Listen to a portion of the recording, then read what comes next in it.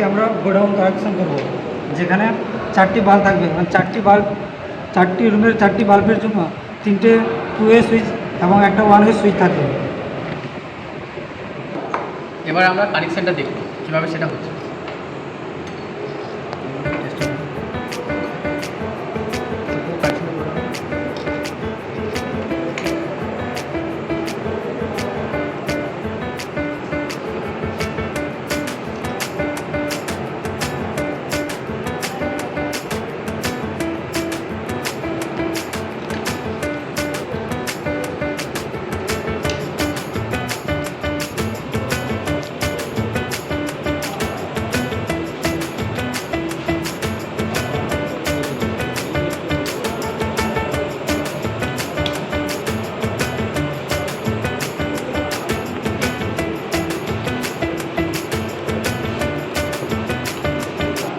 আমরা প্রথমত নিউট্রালগুলোকে প্যারালালভাবে কানেকশন করেছি প্রত্যেকটা হোল্ডারের মধ্যে, এবং সুইচগুলো আমরা ড্রয়িংয়ের সাহায্যে আমরা ড্রয়িং দেখে সুইচগুলো কানেকশন করছি।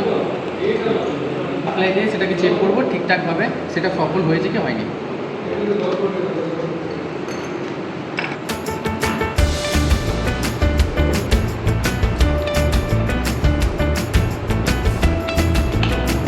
এরপর আমরা সাপ্লাই দিচ্ছি।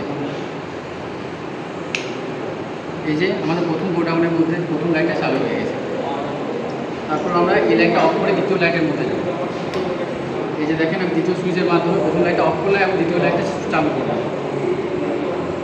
এরপর আমরা তৃতীয় রুমের মধ্যে যাব। এই যে দেখেন আমাদের দ্বিতীয় লাইটটা অফ হয়ে গেছে এবং তৃতীয়টা অটোমেটিক চালু হয়ে গেছে তৃতীয় সুইচের মাধ্যমে। এইভাবে আমরা চতুর্থ লাইটে যাব। এই যে দেখেন তৃতীয় নম্বর লাইটটা বন্ধ হয়ে গেছে এবং চতুর্থ লাইটটা অটোমেটিক চালু হয়ে গেছে 4 নম্বর সুইচের মাধ্যমে। আমাদের ওয়ারিংটা সম্পূর্ণ সফল হয়েছে। এভাবে আমরা গোডাউন ওয়ারিং করতে পারি।